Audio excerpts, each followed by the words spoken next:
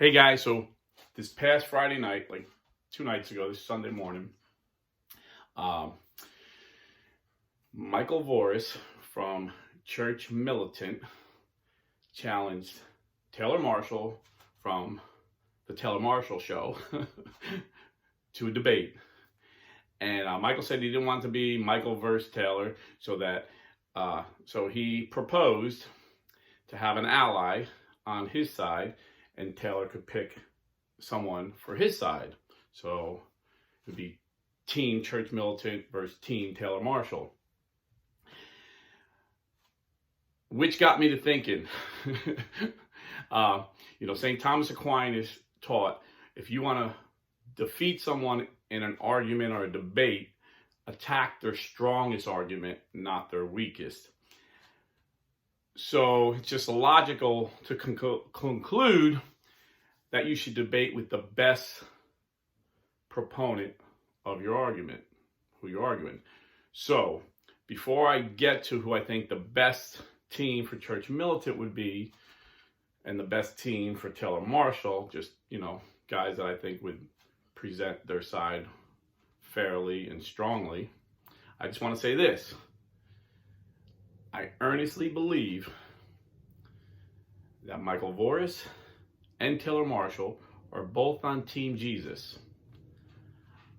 I earnestly believe both of their intentions are good. I think they're following in their heart what the book of Proverbs said. Men sharpen men like iron sharpens iron. We need to keep each other accountable. We need to speak the truth. If I could paraphrase another proverb, a rebuke from a friend is sweeter than a kiss from an enemy. I believe that's all true. I also know both of these guys know a lot more about Catholic teachings than I do. I respect and love both of these guys. I actually made a video about a year ago called Who's Right About Hell, Taylor Marshall or Bishop Barron. And if you watch the video, you can see I sided with Taylor on this one. But 2 weeks ago, when Taylor Marshall called our Pope a heretic, I had to tell him, brother, I disagree. And what I did was I read what Taylor Marshall read, but it seemed like he overlooked a small sentence that Pope Francis said that I pointed out changes everything. So I just want to say, brother, did you notice that? And people are like, well, why don't you call him? I'm like, I'm blue collar Catholic. I got like 10,000 subscribers. This guy's got like 500,000. He don't even know who I am. I can't call him. But Michael Voris, on the other hand, he has a platform. He has a huge platform, one of the largest Catholic media platforms we have. So, this country has. So he called him out to a discussion. And he was very charitable, but he took a different approach. I was saying what the Pope said wasn't heretical. Michael Voris presented a case that was like, he was like Perry Mason. I gotta say it, he annihilated Taylor Marshall argument, not the man. He was very charitable to Taylor, but he annihilated the argument, honest to God, in my opinion. If you didn't see it, check it out. It's on Church Militant. I don't know what the title would be, but because it was on the evening news and then it came after. So I guess go to Friday's evening news and, go to the end. It should be after that, or if someone has the link, please put it down there. I'm not real good at that stuff. But Michael Voris's argument was, and like I said, both of these guys know a lot about Catholic teaching. They went places, I learned things I didn't know. I really did. I was educated. And Michael Voris pointed out that it's heretical to call the Pope a heretic. So it's very interesting. I think you should check it out. I hope these guys have a discussion. And, Michael Voris didn't want to call it a debate. I'm calling it a debate, but really it's just a discussion between brothers who love each other, that love the church and want the best for the church that Jesus Christ established. Now, again, with all due respect, when I started watching Taylor, I was, watching the new St. Thomas Institute. He has a lot of free videos up there. I recommend them still. Really, I was like, this guy is a really good teacher. He's like breaking down like really complicated stuff where, blue collar guy like me can not only understand it, but explain it to other blue collar guys. In fact, I even got his little booklet. It's like, I think it's called St. Thomas Aquinas in 50 pages, and like really gave me an understanding of St. Thomas. But again, with all due respect to Dr. Marshall, lately he sounded more like Martin Luther than he is St. Thomas Aquinas. And I say that out of love for someone who I think is a gifted teacher who God has given a platform for the church. But I'm just a blue collar guy. I could be wrong. So this is why I hope these two heavyweights debate. Now, who would I pick for Team Church Militant? I actually got 3 guys. I think they would be equally as strong for our side, because I agree with Michael. But again, we're all on Team Jesus. We're all on Team Catholic Church. So, but in this particular argument, I'm with Team Church Militant. And so the 3 guys, actually had 2 of them on my show. One I would love to have on my show. And again, equally as strong for our side for different reasons. So number 1, there was a young man I was really impressed with. He was actually the second guest I ever had on Blue Collar Catholic. I didn't know him. He didn't know me. In fact, when he was on my show, he had to ask me my name. But I was reading a newspaper article that really got me mad that this Catholic school teacher was fired for speaking the truth on Twitter. And he got fired from a Catholic high school. So that's it.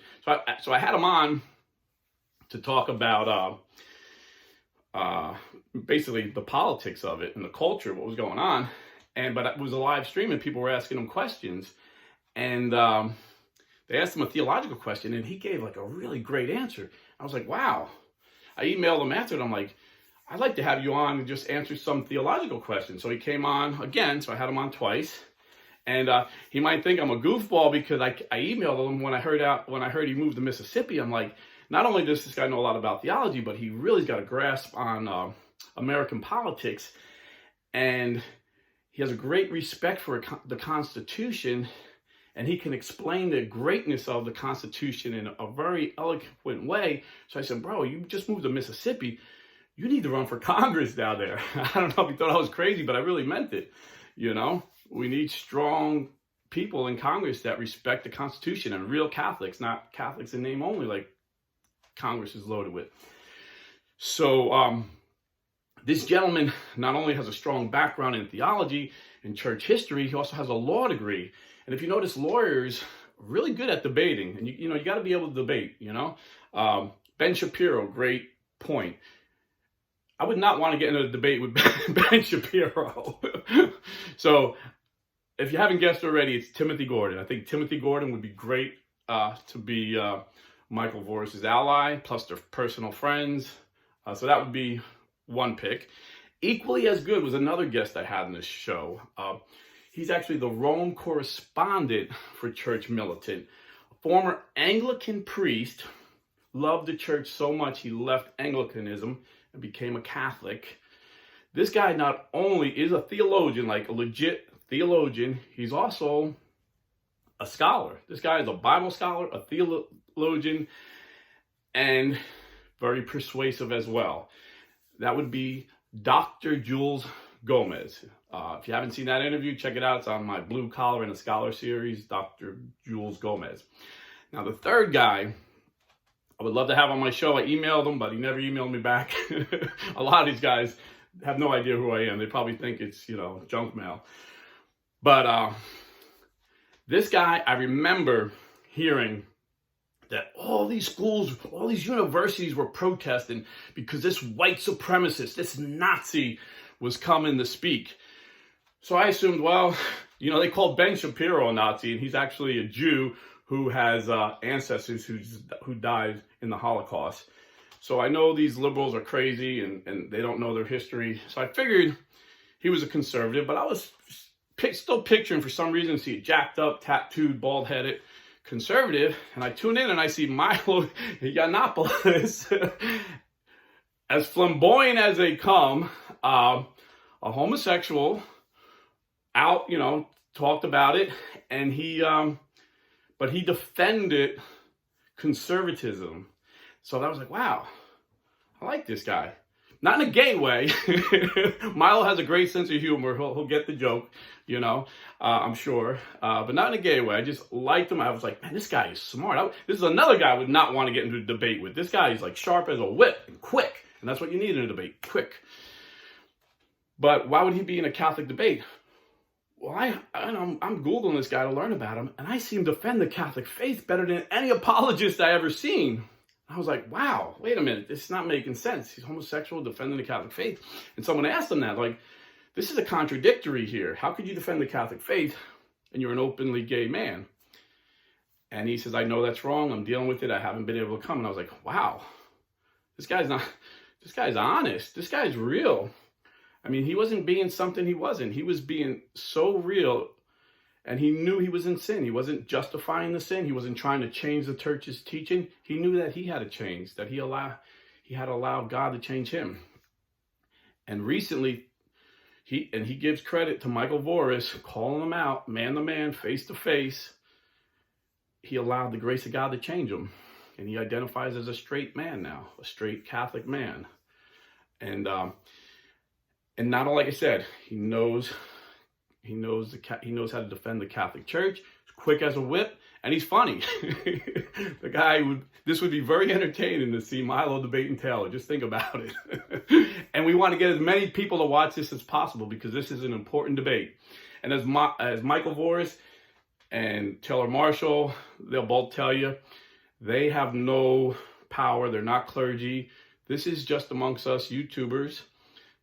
A lot of people are influenced by these guys. So let's see what evidence they have for each argument. I think it would be a great debate that we need to have. So I'm praying that, I know Taylor's probably a super busy guy. He's got like 8 kids. He's got, a booming YouTube thing going on. So maybe he won't have the time. I pray that he does. Maybe even they could do it Zoom. In person would be better, but, even if they could do it Zoom. And just, hash it out with brothers, Team Church Militant, Team Marshall. Now, who would I pick for Team Marshall? Well, it would have to be someone who agrees with Marshall. I haven't heard anyone in the church say that Pope Francis was a heretic yet. But I did hear a guy that I liked say that he believed he was the anti-pope, which surprised me. So Patrick Coffin, I knew him from Catholic Answers when I came back to the church, and I loved him. He was like, always had a funny comeback. He always had a good answer. He was the host, but I learned a lot. Usually a host you don't learn much from. You learn from like, Tim Staples or Jimmy Akins. There's Trent Horn. There's staple guys on the show. But Patrick Coffin had a lot to give, and he was always funny. He had a good personality. He used to always make me laugh. I loved him. And then I was really upset when YouTube took him off unfairly, just took him down. Like he got screwed. They took him off for a very unfair reason. So I haven't seen him on Rumble. I just, for whatever reason, I didn't even know about his show until a brother at church last Sunday said, yeah, you see Patrick Coffin is calling Pope Francis the anti-pope. And I went on, and he seemed like a different guy. I don't know. He just seems so down and beaten. Like, I don't know. Maybe I'm misjudging. Maybe he was just trying to be serious. I don't know. I don't know the guy personally. All these people I'm mentioning, the only people I met personally was Michael Voris, through Zoom. But I had a phone call with him. That was awesome. Tim Gordon, had him on a couple times. We emailed, texted each other, I think. And Dr. Jules Gomez, same thing, email and Zoom. So I don't really know any of these guys personally, on that level, face to face. But, when you see a guy all the time on Catholic Answers one way, and then you see him a year later, and he's just seemed like, I don't know what it was, like he lost the joy of the Lord that he had. I don't know. Like I said, it was just one video I seen. He just may have been just very serious because this is a serious subject, calling the Pope the anti-Pope. So I think he's a brilliant guy. He knows Catholic teaching really well, and he's a good apologist. So I think he would be Taylor Marshall's best ally, Team Marshall.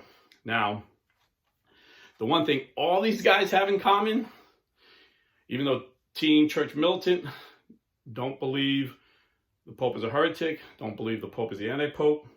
All these guys I just mentioned, all 5 of them, all agree to this one thing, that Pope Francis is a bad Pope. Now, what I'm about to say is probably going to be controversial, because every time I say it, I lose a bunch of subscribers, and I know I lose them for this reason, because they tell me in the comments or they email me why they left. And you can, if you have a YouTube account, you can see every time someone leaves. But I say it because I believe it, and I don't want to mislead anybody that's watching me. So I'm going to be honest. I disagree with all 5 of them, and I'll tell you why. I think Pope Francis is a good Pope because I was an evangelical outside the church, and Pope Francis spoke to me in a language that I could understand, and he drew me back in to the church. He drew me back into the church. And I heard people say, well, he's a liberal, you know, he's going to allow gay priests. I hear this. But then I hear Pope Francis say to a group of Italian bishops, listen, we got to be careful. We can't let any homosexuals into the seminary. We can't. Even if you see a hint of femininity. If they tell you they're not gay, but you suspect they're gay, don't let them in. We can't take the chance. And then, so I looked and see, well, what did Pope Benedict, who's supposedly this real conservative, you know, who is a real conservative Pope that everybody loves. He was never my Pope. I was outside the church when he was Pope. But I want to see what he said about it. And I see in 2005, he taught that if someone was a homosexual, but they were able to overcome the tendencies and stay celibate for 3 years, you could let them in. So in my thinking, Pope Francis is more conservative on the issue of homosexuality than Pope Benedict. But I never heard anybody call Pope Benedict a liberal. Then I hear, oh, he's going to allow women priests. He's going to allow women priests. And Pope Francis comes out and says if any woman gets ordained, she's excommunicated. Any bishop ordains a woman as a priest, he's excommunicated. And although he was just given church teaching that we've had for 2,000 years, he made it an official excommunication. Maybe they were automatically excommunicated spiritually in the past, but as far as I understand, that was like a big thing that he made it official. You're excommunicated. So I'm like, okay, I hear all these things. Then I hear, you know, everyone saying, oh, Pope Francis says there's no such thing as hell. Hell doesn't exist. And I'm like, well, where did he get this from? Well, they get it from an atheist news publisher who publishes something equivalent to the National Enquirer over in Italy, who had a private conversation with Pope Francis. And no one else heard this, but this atheist who hates the Catholic Church says, Pope Francis says there's no such thing as hell. But then I hear Pope Francis speaking in Italy, talking about all these murders the mafia is doing over there. And he tells the mafia, if you don't repent, you're all going to hell. So I'm like, okay, am I going to listen to an atheist reporter, or am I going to listen to what Pope Francis actually said? And I'm like, well, yeah, what about the time he said, you know, who am I to judge the homosexual? Well, let's read that in context. So a reporter, after a 12-hour flight, at the end of a flight, they asked him this question, what do you think about the gay lobby? So I guess there's a gay lobby in the Catholic Church, which is bizarre, but apparently there is. And this is what Pope Francis says. When I meet a gay person, I have to distinguish between their being gay and their being part of a lobby. If they accept the Lord, again, he's speaking my evangelical language. If you accept the Lord, that means you repented of your sin. If they accept the Lord and have goodwill, that means you want to do the Lord's will. Who am I to judge? Their tendency towards homosexuality is not the problem. They are our brothers. So maybe they have this tendency, but they repented. They accepted the Lord. They have goodwill. And then he went on to explain that further in a different interview. He says, listen, if someone comes to confession, the guy said, would you want homosexuals, what would you tell them if you were their confessor? And he's like, yes, I want homosexuals to come to confession. I would rather them come to confession so I can lead them in the right way. I can guide them to do the right thing. You know, just like you would want an adulterer to come to confession, just like you would want a fornicator to come, just like you would want a murderer. You want people that were baptized Catholic that are in sin to come to confession. You want them to accept the Lord. And again, sometimes it's wording. It's like when we say we're not saved by faith alone, we're not saying we're saved by works. We're just saying with faith, if you mean faith, saving faith, there has to be repentance. There has to be baptism. There has to be works of love. It's all together. So you accept the Lord, you're accepting the Lord's way. To me, I didn't think that was controversial, but people's heads exploded when he said that. And you say, well, maybe you'd say this. He's got a statue of Luther. I said this in my last video about him.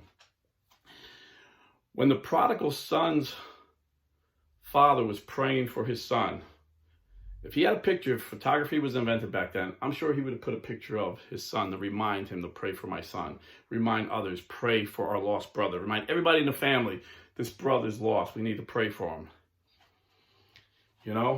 Luther is dead and gone, but I was a Luther. Scott Hahn was a Luther.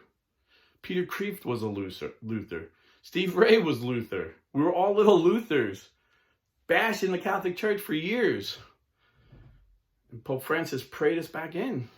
Not him alone, but many, many Catholics who see us as separated brethren. And they are separated brethren. And we do need to remember them. And if it takes a statue to remember them, then use a statue to remember them. We need to pray for our separated brethren.